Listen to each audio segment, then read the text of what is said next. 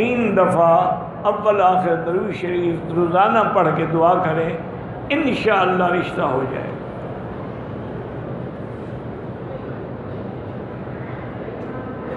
حضرت فاطمہ کو نکاح کے وقت تیار کیا گیا تھا، یہی تیار تھا کہ تھوڑا تیل لگا لیا، کنگھی دے دی، بس۔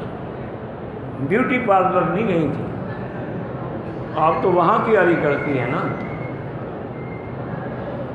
انا للہ و انا الیہ راجعون۔ باقی عورت بنے سنورے گھر میں اپنے شوہر کے لیے جائز ہے۔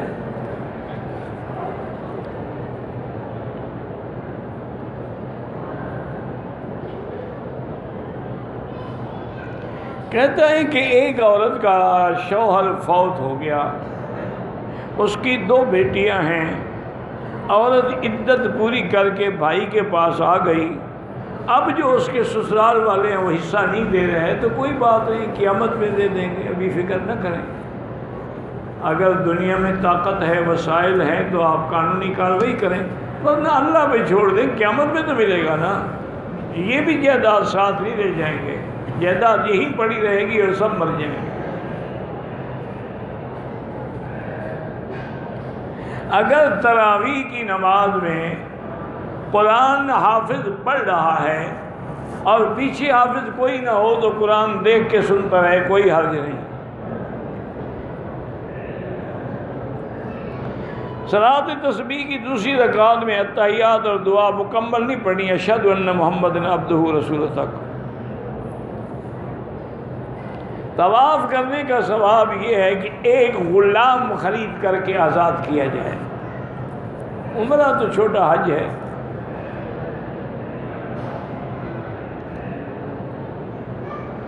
میں نے طواف کے بعد صفا مروہ نہیں دوڑا تھا کہ زمزم کا پانی سینے پہ لگایا، بال ٹوٹ گئے، کچھ نہیں ہوتا۔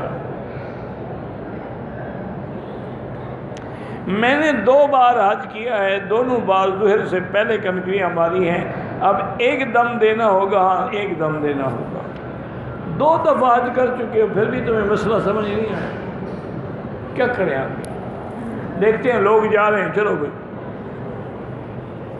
اور جی ہمیں معلم نے فتویٰ دیا ہے، معلم کوئی عالم ہوتا ہے یا مفتی ہوتا ہے؟ وہ تو تیرے خیمے لگانے کے لیے، بسوں کا انتظام کرنے کے لیے ہوتے ہیں۔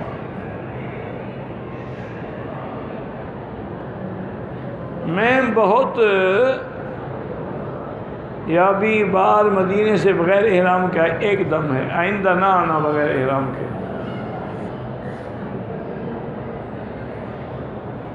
اللہ کے پیغمبر کو درود، باقاعدہ حضور کی حدیث ہے کہ جو درود شریف مجھ پہ پڑھا جاتا ہے دور سے اللہ کے فرشتوں کے ذریعے مجھے پہنچایا جاتا ہے، اور جو سامنے مواجہہ میں پڑھتے ہیں وہ میں خود سنتا ہوں۔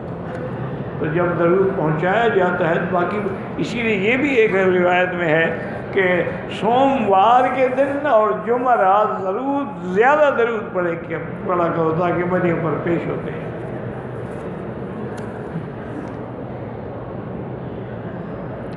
کہتے جی کہ آپ درس سے پہلے کون سا ورد کرتے ہیں؟ میں نے 20 سال کے بعد سیکھا تھا، آپ 10 سال میری خدمت کریں، میں آپ کو بتا دوں۔ عجیب بات نہیں، قرآن کی آیت پڑھتے ہیں کہ قل فلق قل بناس، تاکہ شر شیطان سے محفوظ رہیں۔ دین کی دعوت کے لیے یا فضائل اعمال میں ضعیف حدیث حجت ہوتی ہے، ورنہ تو علماء ضعیف حدیث لکھتے ہی نہ نا۔ اب ترغیب ترہیب دیکھیں، منذری دیکھیں، سنن نسائی دیکھیں، سنن ابن ماجہ دیکھیں، سنن ترمذی دیکھیں، ساری حدیث ضعیف ہیں، ضعیف ضعیف ضعیف ضعیف ضعیف، تو کیا ان کو نکال دیں گے؟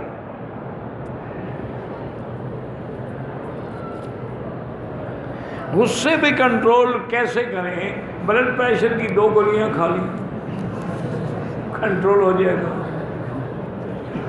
ایک کھاتے ہو نا، 2 کھا لیا، لو ہو گیا تو خود پڑے رہو گے، انشاءاللہ اٹھنے کی ہمت بھی نہیں ہوگی۔ کیا قرآن کی آیت ہے، وَالْقَاظِمِينَ الْغَيْظَ وَالْعَافِينَ عَنِ النَّاسِ إِنَّ اللَّهَ يُحِبُّ الْمُحْسِنِينَ۔ اگر یہ آیت پڑھ کے ہر نماز کے بعد دم کی جائے تو انشاءاللہ غصہ نہیں آتا۔ کہتے ہیں اکثر لوگ ظہر عصر کے بعد آپ کے درس کا انتظار کرتے ہیں، کچھ لوگ آخر میں آ کے ان کو اٹھا دیتے ہیں، نہیں، جو پہلے آیا اس کا حق ہے۔ اس حرم میں یا کسی بھی مسجد میں دھکم پیر کرنا ناجائز ہے۔ اولاد نہیں ہے اس کے لیے کوئی ہدایت، پہلے ڈاکٹروں سے جا کے میرے بھائی چیک کرائیں کہ نقص خاوند میں ہے یا بیوی میں ہے، پھر جس میں نقص ہے اس کا علاج بھی کرائیں اور پھر دعا بھی مانگیں۔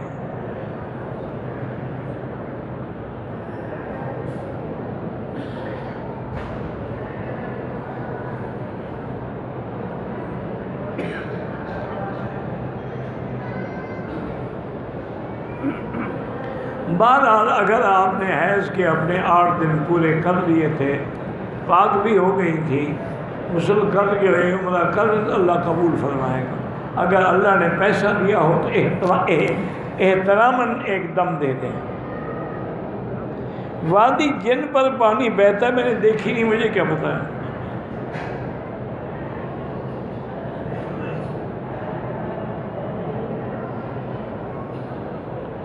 لوگ مولوی خطاب کرتے بہت تو پیسے لیتے ہیں، طے کرتے ہیں، وہ ناجائز ہے۔ معین کر کے پیسے لے کر تقریر کرنا ناجائز ہے۔ آپ درس دیں، تقریر کریں، لوگ پیسے دے دیں اور اپنی مرضی سے، وہ الگ بات ہے۔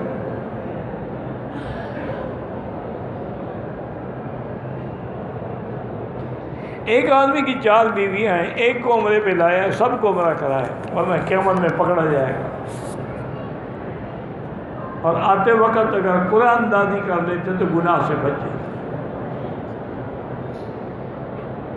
حضرت علی کی پیدائش مکے میں ہوئی تھی، رکن یمانی میں نہیں ہوئی تھی۔ حضرت یزید کے بارے میں کیا عقیدہ رکھیں، خاموش رہیں، کچھ نہ کہیں۔ امام ابو حنیفہ کا یہی مسلک ہے کہ التوقف فی یزید، اور ایک کتاب میں لکھتے ہیں کہ لا یجوز اللعن علی الفاسق والفاجر کیزید، کہ اس پہ لعنت نہ بھیجو۔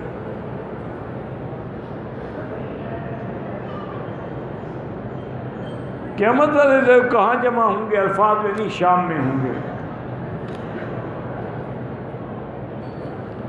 جدے میں جو کام کرتے ہیں، احرام عمرے کے لیے اپنی رہائش گاہ سے باندھیں، ہاں باندھ سکتے ہیں، کوئی میقات نہیں، جدے سے احرام باندھ کے عمرہ کریں۔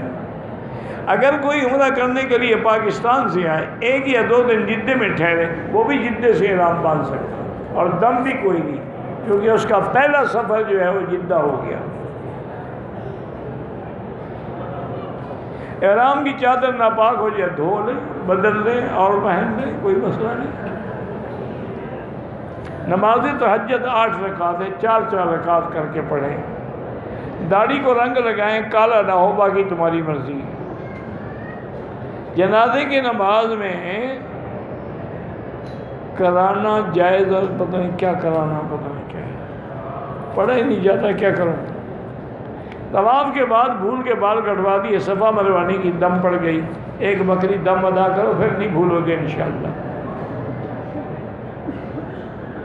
نبی نے یہودیوں سے اتحاد کیا، بالکل کیا۔ سب سے پہلا میثاق مدینہ جو ہے وہ یہودیوں کے ساتھ ہے، اور مکے میں بھی صلح حدیبیہ جب ہوئی ہے تو مشرکین مکہ کے ساتھ ہے۔ تو سیاسی معاملات میں معاہدے کرنا منع نہیں ہوتا ہے۔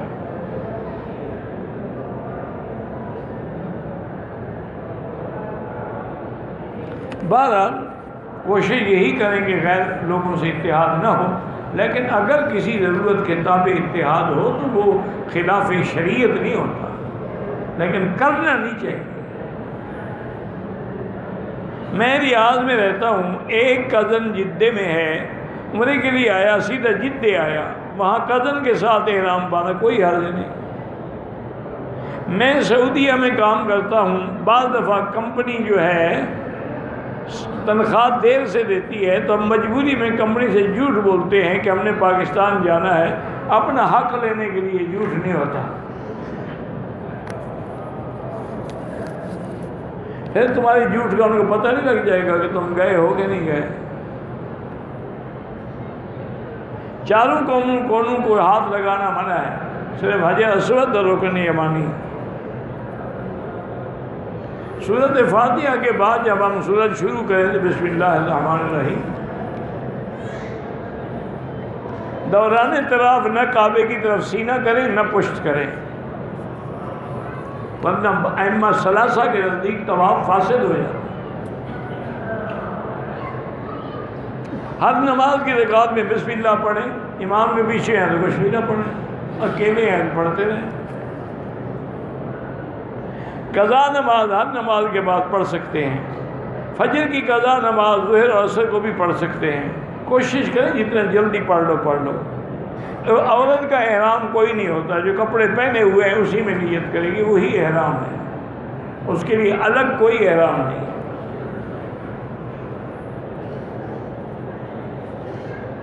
اماں حوا اور بابا آدم کو کہاں اتارا گیا تھا؟ میں اس وقت موجود نہیں تھا،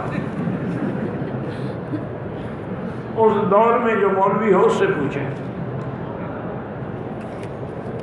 تمہیں کیا تکلیف ہے؟ کہیں بھی اتارا گیا تھا۔ کئی روایات ہیں، بعض کہتے ہیں ہند میں اتارے گئے، بعض کہتے ہیں سرندیب میں اتارے گئے، بعض کہتے ہیں عرفات میں اتارے، اللہ عالم، سب جھوٹی روایات ہیں اسرائیلی۔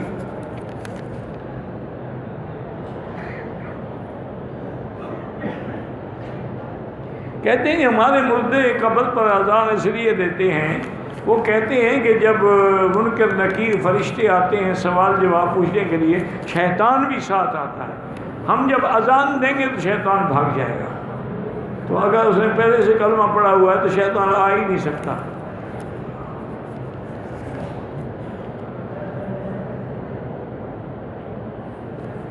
ہاں بالکل، سب سے پہلے میرے آقا کی قبر کھلے گی قیامت میں، پھر آپ جنت البقیع جائیں گے۔ میقات جو ہے وہ تو مدینہ منورہ ہے یا طائف ہے یا جحفہ ہے، مسجد عائشہ میقات نہیں ہے، یہ ہل ہے کہ اگر مکے والے عمرہ کرنا چاہیں تو احرام باندھ سکتے ہیں۔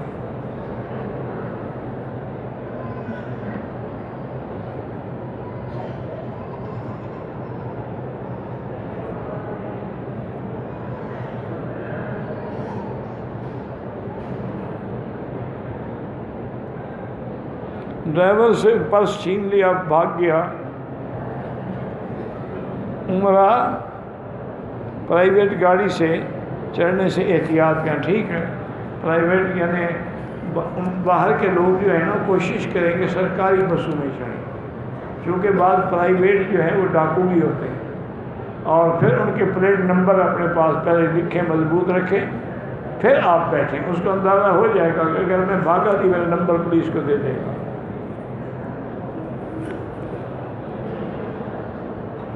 ہم پاکستان سے احرام باندھ کے آئے، ظہر کے ٹائم طواف کیا، طواف کے دوران اپنے مانی کو ہاتھ لگایا، عشاء کے بعد یاد آیا کہ عمرے کی نیت سے طواف کا کوئی حرج نہیں ہوتا، ہاتھ لگایا۔ وہ تو علماء کہتے ہیں کہ عطر لگا ہو تو نہ لگا ہو، ضروری تو نہیں کہ ہر وقت عطر لگا ہو۔ اگر آدمی بیت الخلاء میں بغیر چپل کے جائے کوئی حرج نہیں، اگر جگہ صاف ہے، پتھر صاف ہے، ٹھیک ہے۔ 2 رکعت واجب الطواف افضل ہے کہ مقام ابراہیم پہ پڑھیں، اگر وہاں نہ پڑھ سکیں تو حتیم میں پڑھیں، وہاں نہ پڑھ سکیں تو طواف کے میدان میں پڑھیں۔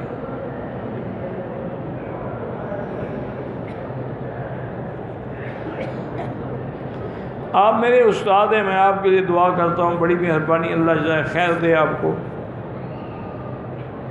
پاکستان میں ایک پیر صاحب ہیں جو محفل میں جا کے کہ جس کو جہاں درد ہے وہ وہاں یا ہاتھ رکھ لے اور ان کو فون کال کر لیں تو پیر صاحب فون پہ پھونکا ماریں گے تو ٹھیک ہو جائے گا، ماشاءاللہ۔ انا للہ و انا الیہ راجعون۔ یہ اللہ کے بندے قوت تخیلہ ہوتی ہے کہ خیال میں بٹھا دیا جائے کہ اب پیر کا پھونکا آ رہا ہے، میں ٹھیک ہو جاؤں گا، ٹھیک ہو جاؤ گا، چاہے پیر پھونک مارے نہ مارے۔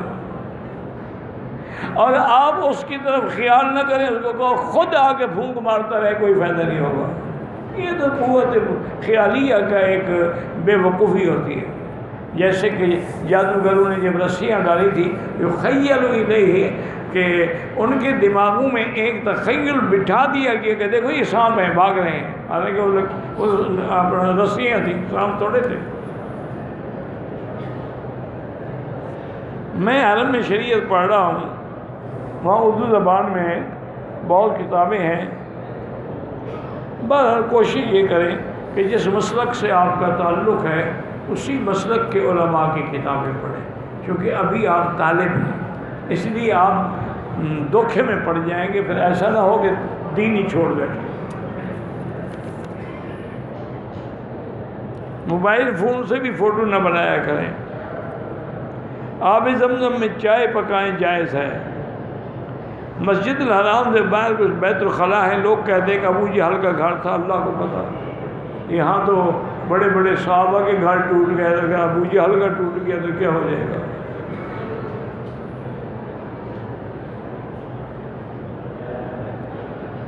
ایک گروپ کے ساتھ ایک آدمی نے احرام کے ساتھ بنیان پہنا ہوا تھا، دم پڑ گئی۔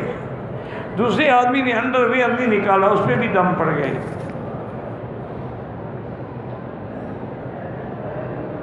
جماعت میں اتصال نہیں ہوتا، ہونا چاہیے، لیکن نماز ہو جاتی ہے۔ 12 ربیع الاول کو اللہ کے نام کا دیا ہوا کھانا کھا سکتے، سارا سال اللہ کے نام پر نہیں دیتے، صرف 12 ربیع الاول کو دیتے ہیں، وہ نہ کھائیں۔ سارا سال دیتے ہوں اور 12 ربیع الاول آج وہ ہو جائے گا، یہ تو ایک رسم ہے، ایک بدعت ہے۔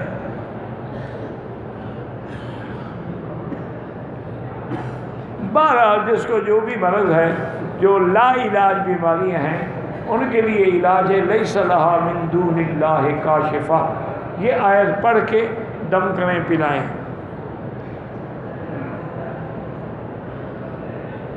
جب اس پر زکوٰۃ نہیں ہے تو کیوں دیتا ہے؟ خیرات کر دے یا اپنے غریب رشتہ داروں کو دے۔ زکوٰۃ کا جب تک نصاب نہ ہو زکوٰۃ واجب نہیں ہوتی۔ میں نے صفا مروا نہیں کیا، حلق کروا لیا، دم دینا ہوگا۔ ہماری بانجی کا خاوند جو ہے وہ نشہ کرتا ہے، اللہ ہدایت دے، ان کے دعا ہی کر سکتے ہیں، ہم کیا کر سکتے ہیں؟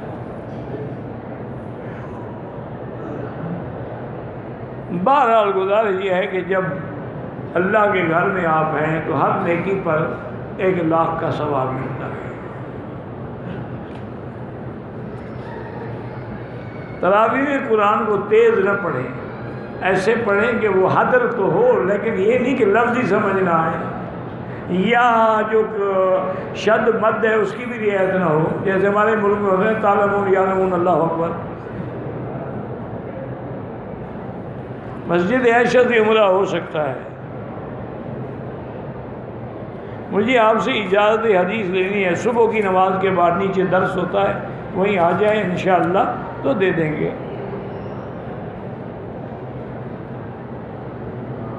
تھوڑے بال کٹوا لیے، واپسی پہ حجام ملا، ادا ہو چکا احرام اتارنے کے 20 گھنٹے بعد مکتب والوں کے کہنے پر کل احرام، وہ اگر 20 گھنٹے بال نہیں کٹائے پر دم پڑ گئے، اگر کٹا لیے تھے ساری طرف پھر کوئی دم نہیں، عمرہ تو ہو گیا انشاءاللہ۔ 2 بجے عمرہ ادا کیا، اہلیہ کے ساتھ ننگے پاؤں مروہ سے حجام ڈھونڈتا رہا، نہیں ملا، آخر کار کینچی سے تھوڑے بال کاٹے، اللہ قبول کرے، آئندہ احتیاط کرو، نہیں ملا تو نہ احرام کھولیں، بس۔ احرام جو ہے اس کو پٹی باندھ سکتے ہیں، ہاں باندھ سکتے ہیں۔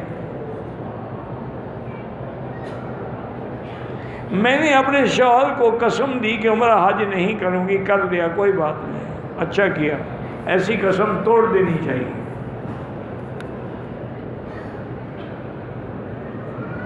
اگر کسی عورت نے حج کر لیا لیکن روزے چھوٹے ہوئے نہیں، وہ اس کے ذمے ہیں، حج کرنے سے معاف نہیں ہوتے، حج الگ فرض ہے، روزہ الگ فرض ہے۔ امام کے پیچھے سورۃ فاتحہ حنفی ہیں، نہ پڑھیں، شافعی ہیں تو پڑھا کریں۔ مدینہ منورہ میں دفن ہونے کی بہت بڑی بات ہے، کسی بزرگ کے ساتھ دفن ہونا اور صحابہ کے ساتھ دفن ہونا تو آسمان زمین کا فرق ہے۔ میں جدہ میں رہتا ہوں، کام کے لیے طائف جاتا ہوں، بغیر احرام کے حرم سے گزر جاتا ہوں، کوئی حرج نہیں۔ آپ کام کے لیے جا رہے ہیں نا، کٹے کی قربانی ہو سکتی ہے، حاجی کیوں نہیں ہو سکتی؟ جو فوت ہو گئے ان کے لیے عمرہ کریں، جو زندہ ہیں ان کے لیے دعا کریں۔ نماز کی نیت منہ سے کرنا ضروری نہیں ہے، نیت دل سے ہوتی ہے، لیکن اگر زبان سے کہہ دے استحضار کے طور پہ تو حرج کوئی نہیں، لیکن زبان کا نیت کا تعلق دل سے ہے۔ کھانا کھانے کے بعد ہاتھ اٹھا کے دعا مانگیں، بالکل بدعت ہے۔ دم کا معنی یہی ہوتا ہے میرے بھائی کہ ایک بکری دے دیں۔ یہاں کئی جمعیت الخیریہ کے دفاتر ہیں، وہاں چلے جائیں، دم کے پیسے دے کے پرچی لے لیں، وہ دم بھی کرتے ہیں اور تقسیم بھی کر دیتے ہیں۔ واللہ اعلم۔ ربنا تقبل منا انک انت السمیع العلیم وتب علینا انک انت التواب الرحیم۔ لا الہ الا اللہ العظیم الحلیم، لا الہ الا اللہ رب العرش العظیم، لا الہ الا اللہ رب السماوات رب الارض رب العرش الکریم۔ اللہم انا نسألک موجبات رحمتک وعزائم مغفرتک والسلامۃ عن کل اثم والغنیمۃ عن کل بر۔ اللہم لا تدع لنا ذنبا الا غفرتہ ولا ہما الا فرجتہ ولا عیبا الا سترتہ ولا کربا الا نفستہ ولا ضالا الا ہدیتہ ولا فسادا الا اصلحتہ ولا مریضا الا شافیتہ ولا مبتلا الا عافیتہ ولا عدوا ظالما الا اخذلتہ ولا حیا الا ہدیتہ ولا میتا الا رحمتہ ولا حاجت من حوائج الدنیا والآخرہ الا قضیتہ یا ارحم الراحمین۔ یا اللہ بیماروں کو شفا عطا فرما، یا اللہ ہماری ظاہری باطنی روحانی جسمانی بیماریاں کمزوریاں پریشانیاں دور فرما، یا اللہ بے حیاؤں کو حیا عطا فرما، بے دینوں کو دین عطا فرما، بے اولادوں کو اولاد صالح عطا فرما، یا اللہ جن کے گھروں میں بچیاں ہیں ان کو خیر کے رشتے نصیب فرما، بے روزگاروں کو روزگار عطا فرما، قرض داروں کے قرض عطا فرما، یا اللہ ہمیں مانگنا بھی نہیں آتا بغیر مانگے عطا فرما، یا اللہ حرمین شریفین کے برکات و ثمرات نصیب فرما، تمام آنے والوں کی حاضری منظور و مقبول فرما، یا اللہ جتنی دنیا میں مساجد ہیں، مدارس ہیں، دین کے ادارے ہیں، دین کی جماعتیں ہیں، دین کے افراد ہیں، ان کی حفاظت فرما، یا اللہ مسلمان فلسطین میں ہیں، کشمیر میں ہیں، عرب میں ہیں، عجب میں ہیں، افغان میں ہیں، بلوچستان میں ہیں، ان کی جان مال آبرو عزت کی حفاظت فرما، یا اللہ حرمین شریفین کو قیامت تک ہر فتنے سے محفوظ فرما، یا اللہ پاکستان کی حفاظت فرما۔ صلی اللہ تعالیٰ علی خیر خلقہ سیدنا محمد وعلی آلہ واصحابہ اجمعین۔ اللہم صلی علی سیدنا محمد وبارک وسلم۔